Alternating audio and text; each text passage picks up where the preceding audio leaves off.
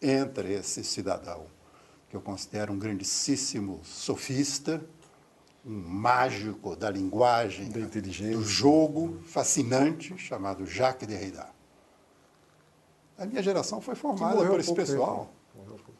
A sua geração, nossa geração foi formada por Foucault, Derrida, Deleuze, Barthes, esse pessoal. Aí chega o Derrida e diz o seguinte, olha, o Heidegger disse que esse sapato é de uma camponesa, de um camponês. O Maia Shapiro disse que esse sapato era do Van Gogh. Vocês querem saber o seguinte? Isso não é sequer um par de sapatos. Aliás, o que é um par de sapatos? Aí começou a discutir o que é um par de sapatos. Aí ele demonstra que aqueles dois pés são dois pés esquerdos. E vai o ensaio caminhando. 100 páginas adiante ele diz, aliás, eu disse que são dois pés esquerdos, mas podem ser pés direitos também. Porque não tem a menor importância ser esquerdo ou ser direito. Porque ao Derrida não interessa a ideia de par. Ele fala de uma coisa que qualquer pessoa entende. Ele é contra a ideia de alto e baixo, gordo e magro, dentro e fora, certo e errado, com esses pares. Ele é contra os pares chamados metafísicos. Então, por que ele é contra os pares metafísicos? Ele nega a existência de par de sapato. Agora, isso é sensacional. Como é que um sujeito inteligentíssimo, sofisticadíssimo, chega às raias do absurdo? Isso é para debochar da gente? Eu não diria isso. Eu diria o seguinte, os escritores, eu posso dizer isso de cadeira, porque eu sou escritor, os escritores são viciados em linguagem. São fascinados por linguagem. E um dos capítulos do livro eu estudo a linguagem como alucinógeno. A linguagem tem um poder de alucinação. Ou seja, o discurso. O discurso. Né? Tanto é que os grandes líderes políticos seduzem as multidões. Né? E os filósofos, os escritores, vivem um jogo ambíguo com a linguagem. E, de repente, levantam voo, ficam alucinados. Você imagina o seguinte, eu demonstro no livro, que o grande Otávio Paz, prêmio Nobel, era inclusive meu amigo. Né? Estive com ele aqui no Rio, estive com ele no México, ele publicou coisas minhas lá, etc. Otávio Paz, que é um sujeito tão inteligente, tão fabuloso, faz um ensaio sobre o famoso quadro de Duchamp, O Grande Vidro, que todo mundo estuda aí nas faculdades, esse ensaio. O Grande Vidro, de Duchamp, é uma das obras ícones da arte conceitual. A obra é composta de duas lâminas de vidro sobrepostas. Na parte de cima, vê-se a figura abstrata de uma noiva. Embaixo, aparecem vários elementos do cotidiano, como cabides, tecidos e outros materiais. E diz meia dúzia de coisas insustentáveis. Eu resolvi analisar a análise dele. E ele alucinou. E assim por diante. O Roland Barthes também, que fez a minha geração. Sujeito maravilhoso, né? É outro indivíduo viciado em linguagem. Então ele chega a fazer a análise de um pintor americano, que hoje vive na Europa. É pouco conhecido aqui no Brasil, chamado C. Twombly. É engraçado que o C. Twombly proibiu a reprodução dos trabalhos dele no meu livro, que é esquisito, não é? Muito esquisito. E o Barthes, que é um sujeito maravilhoso, fala umas coisas sobre esses trabalhos. Né? Se o leitor puder ver isso na tela, no livro também, puder ver na internet, vai ver como há um caráter alucinógeno na linguagem. Agora, Afonso, nós estamos falando, você está falando aqui de arte, né?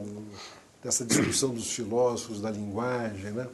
E a gente vive num dia a dia tão atribulado, né? O mundo... E isso não fica uma conversa assim muito para pouca gente? Olha, fica, mas não fica. Pois aconteceu, quando esse livro saiu, aconteceram duas coisas, como se eu tivesse encomendado essas duas coisas como exemplos vivos do que eu estava dizendo no livro.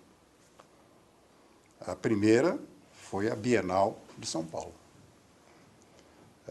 que passou a ser chamada de Bienal do Vazio, exatamente por causa de uma crônica que eu havia escrito há quase um ano atrás, tratando dessa coisa de como é que a direção da Bienal resolve deixar um andar inteiro vazio, o que fazer com esse vazio, não é? Então, esse apelido saiu de uma crônica minha. E o fracasso da Bienal mostra a veracidade das teses todas do meu livro. Agora, outra coisa que veio de encomenda, essa crise financeira que anda por aí. O que tem a ideologia da arte contemporânea? A arte, que é a arte oficial, isso é que é grave. Essa é a arte oficial, financiada pelas grandes corporações, financiada pelos governos, uma arte oficial, que se pretende de oposição, que se pretende contestadora. Pois bem, essa arte é a metáfora viva desse sistema capitalista que está naufragando hoje internacionalmente. Ou seja, demonstrou-se que o dinheiro é virtual. O dinheiro é tão virtual quanto a arte virtual e conceitual. Então a gente pode chegar à conclusão que esse é um fenômeno do nosso tempo, né? Ah, sem dúvida, sem dúvida. Existe até uma coisa que é muito interessante de ser pensada. Tem um teórico polonês que disse que desde a Grécia até hoje, até o final do século XIX, durante 2.400 anos, houve uma grande teoria da arte. E, de repente, nos últimos 100 anos, iniciou-se uma outra teoria sobre a arte, que é essa teoria de que qualquer coisa é obra de arte, qualquer um é artista. Quer dizer, nesses 2.400 anos, o sujeito colocar um quadro no museu, o sujeito fazer uma grande sinfonia, havia um grande trabalho atrás disso. Isso, havia, né? havia uma ideia de que o artista era um indivíduo singular. E é. Mozart, eu não sou Mozart, nem você, né? Miguel Ângelo, Da Vinci, né? Eu sempre digo, Paganini dizem que tocava 12 notas por segundo no seu violino. É qualquer pessoa que faz isso, não. Aí, de repente, no nosso tempo, decretou-se que todo mundo é artista, tudo é arte. Ou seja, é igual à inflação que houve no mercado.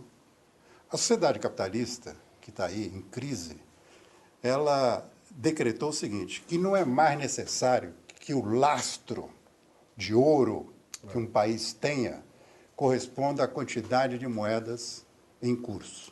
Ou seja, não há mais homologia, simetria, correspondência entre uma coisa e outra. Então começou-se a criar uma riqueza conceitual. São papéis que são lançados, papéis. Com a arte, houve também um descolamento do real. Qualquer coisa passou a ser objeto de arte.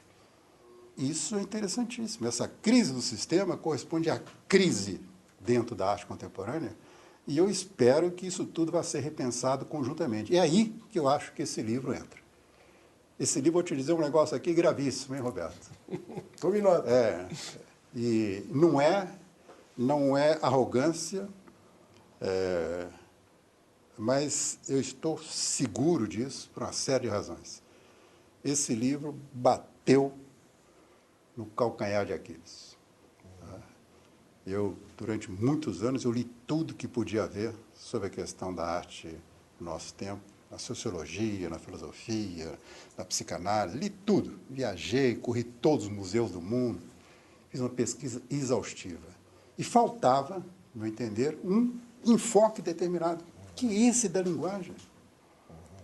Até se você me perguntasse assim, qual é a relação desse livro com o outro anterior que você fez, chamado Desconstruir Duchamp? Eu diria o seguinte, que naquele livro tinha uma coisa que todo mundo sabe mais ou menos, que o rei está nu, de acordo com aquela célebre lenda, né, do Andersen. Nesse outro, eu estou mostrando como se constitui a vestimenta do rei. O que está vestindo a nudez do rei? É a linguagem. Agora, Afonso, você acha que um livro como esse é um livro que pode ser lido por pessoas